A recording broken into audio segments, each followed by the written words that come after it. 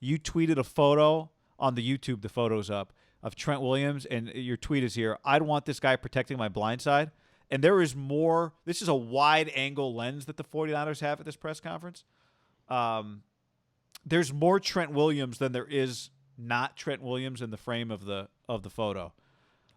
I'll be completely honest. Beside him in a Redskins uniform, I didn't quite know what he looked like. He's fucking massive. Like, take nothing away from Joe Staley. Incredible career. Hall of really good. Hall of, he'll have his number probably retired by the Niners. He will have it retired by the Niners, I think. Yep. He is one of the great staples in franchise history. Character-wise, ups and downs, multiple Super Bowl teams, starting left tackle. This guy just looks like, I don't even know. He looks enormous, guy. I mean, his arms are fucking huge. Just watching him talk, he actually was, I watched his press conference. When you just hear about a player, you get this perception in your head, and maybe it's because he didn't play last year and weird things in Washington. I didn't think he was like a bad guy, but I was kind of just, I had no really thought. I was like, yeah, Trent Williams. I'm watching him talk, going, this guy's really impressive. And now offensive linemen tend to be smart. And I go, well, who loves him? The Shanahan family loves him. Like, what kind of guys do they like?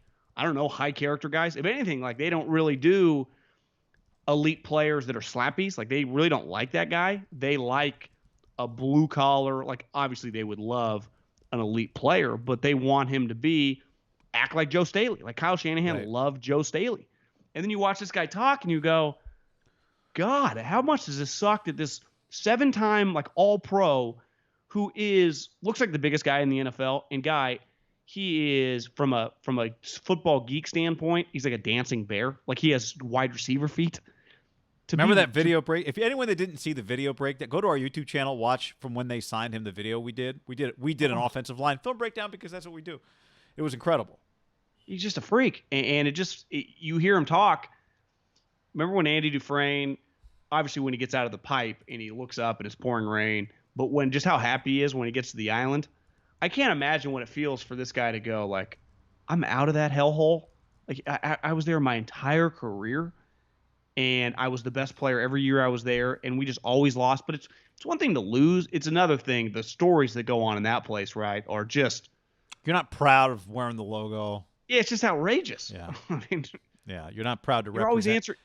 You're always answering questions about your owner and your GM, let alone the team, right? It's always something. Think about it was nonstop. How many years did he just like, how good is Cousins Kirk? And how RG3. Good is Kirk? How should Kirk get paid? Should Kirk get paid? How much do you love Kirk? Do you hate Kirk? Right? I also think the thing, and you were talking about some of what he had to say. I just think looking at him too, it's a reminder. And, I mean, this generally happens, John, at the highest levels. It's the same reason I took Finau, DJ. Like, you just look at Brooks. Brooks wasn't very good, but the teams that win championships generally have the best players, blue-chip talents. Like, the NFL, it's not a surprise. You look around, you go, oh, look, they got a bunch of first-rounders. I just think the longer you are at a high level, the more expensive your team gets, the more you just have to hit blue chippers, right? And that means hitting draft picks. That means not missing on free agents. That just whatever you do, everything matters just a little bit more. And here they are replacing Joe Staley, who, you know, he didn't come into the league as a blue chipper, but he ended up playing like a blue chipper. It's just hard to find blue chippers the more expensive your team gets. And this guy is just, he checks every box, blue chipper. Well, think of how hard it is, guy, to find left tackles. If I just said, like, hey, Team X needs a left tackle, like, what are you going to do right now? Be like, well, Bill O'Brien's like, well, I'd trade 3 first-rounders for a sweet one. Like, okay, that's what it costs. Or you got to draft one. Well, what happened this year? 4 guys went in the top 13 picks, right? Because when the Niners went from 13 to 14, I think that was the 4th, or it might have been the 5th guy off the board. So you just go, well, you either got to draft one high, or you got to trade every asset known to man for a guy, and that guy has to be on the block. And they just kind of lucked into this guy, given that he missed all last season, given that he loved Kyle. I mean, it kind of felt like the Vikings were offering more, and he basically said, like, I won't play for you. So he cooked the books a little bit. And I'm not trying to put the cart before the horse here, but, like, more than likely he's going to be really good this year if he's healthy. John, if he's healthy, how is he not really good? Well, yeah, part of the trade, right? They can't franchise him. Remember that part? Yeah. Well, what do you think a starting star left tackle costs? Would you do More like than a star tight end, John. do you just give him like 3 years, 70 million guarantee at all? Something like that, where it's like 22 a year type, 23 a year. Can you give him that contract before George Kittle gets paid? I mean, that's not how Belichick would do it. You can't build your team that way. Right. I mean, But he's gonna get, if he's healthy and they resign him, he's gonna get more money than George Kittle. Right? Not even close. Unless some reason he'd sign like a. how much did you? What number did you say? I did like 3 years, like $23 million a year, because I think Laramie Tunsil's like 21, 22. No, so Laramie's 66. Yeah. Would you do 3? Would you do 40, 3 years? 40 guaranteed. Would you do 3 years, 66 guaranteed at all? Because for him, he'd be well, I'll just hit the market and get like 80 guaranteed. Yeah, I mean, Would he get 80 guaranteed? I mean, he's way better than Laramie Tunsil. I know, but $40 million is the guarantee at signing right now. And what did I think Trent Brown got 36 last year. Yeah, so maybe it cost 50 million. So it's like 3 years, 66 million, 50 guaranteed. That's a lot of money to give a 33-year-old. I mean, Trent's last guarantee was $30 million. What year was that? Does it say? It was a 5-year, $68 million deal. So if this is the last year of the deal 5 years ago. So if you're him, you're like, I got 30 million back in 16 or 15. What do you think he's thinking? Got to be 55. Yeah, to me, 55.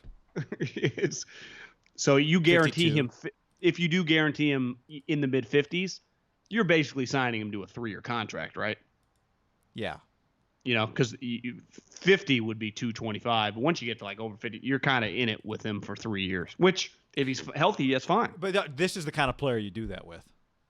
Yeah, but I'm just saying, it's going to be really expensive. Yeah, but what's no discounts? Yeah, what's the they got lucky. cost? Well, yeah, there is. I mean, you either draft a guy, their pick, if they're good, is going to be out of the realm of drafting a guy high. And is he ready to play left tackle on a Super Bowl contender? Maybe. I mean, yeah. If McGlinchey can move, I mean. Oh yeah, no. So I like Mike McGlinchey. Jury's still out on Mike McGlinchey? Just being like. Nah, I think it's one of those like we don't worry about it. We move on. We're happy we got him. Yeah, I'm just keeping an eye. I mean, he got banged up a little. Came on the podcast. I love the guy, Mike McGlinchey. He did get drafted 9th overall. It's not like if you found him in the 2nd round, you'd be like, oh, 10-year starter right tackle. Like I drafted a guy 9th overall. I'm looking for like Mitchell Schwartz, who was a 2nd round pick. Yeah. Again, I'm bullish on Mike McGlinchey, but he'd be a little better than he was last year. Now he was hurt, but again, I'm pro Mike McGlinchey. This is not anti you, Mike. If you're listening, thanks for coming on the podcast. I hope to have you again. Just he's going to be asking for some money soon. Yeah. I think that's like you ain't but you're not breaking the bank for Mike McGlinchey. That's part of my point. Maybe you just get Mike McGlinchey cheap. But I think a lot of people around the league would be like, well, he's just a solid right tackle. Those guys, if he were to hit the market, he'd get paid. They just get paid. It's just one of those positions where it's easy to get a lot of money. How many humans have you ever met walking down the street, 6'5", 310, and could like, if there's a car accident, could like jump right over it? Most fat, huge people, they're always kind of clumsy. And these guys are like elite athletes and smart. Very sharp. There just aren't that many humans. They don't exist. Shaq did something funny the other day, and the first response to the tweet was Shaq's high school picture. And it is 11 white guys, and most of them are small.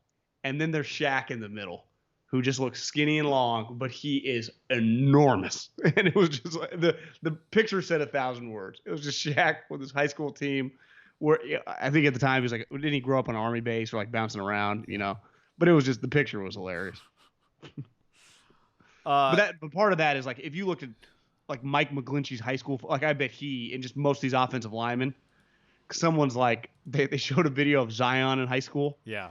And this guy was trying to like, you just get some of these pictures sometimes of like there's a chance Trent Williams blocked a guy in high school, like went up against a defensive end that looked like me on one given game against a bad team or something. And he might even feel bad. Like, I'm not going to hurt this right. guy. Where the only prerequisite to be in that league is just your age. That's the only thing that separates. It's your age. If you're undersized or oversized, whatever, you're all in the same league. Yeah, he just ran Tough. into Trent Williams.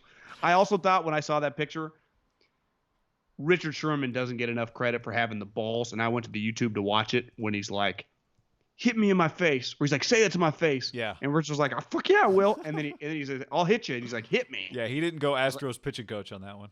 No, he did not. Richard's crazy in a good way. Because I would never. You just see that picture, how many humans, even the crazy ones, would mess with Trent Williams? A small percentage in like world history. You talking about Richard, off a football field? Yeah, I'm just talking off of football field, but that's non-game. Like Richard went up to him in the post game and stood right in his face. Yeah, but he's Richard. He plays in the NFL. He knows what big collisions are like, right? He's Richard. Still, I mean, he hit him pretty hard. No, I'm just saying, like, at least Richard just understands. Yeah. Like, he goes in eyes wide open about what Trent Williams' capabilities are. Yeah, I bet most people don't comprehend what Trent Williams shoving you in the shoulders would feel like. Do you think Trent Williams could grab you and grab me with both hands and lift us both up simultaneously? Yes. Easily, I think. By our necks, not even by a shirt.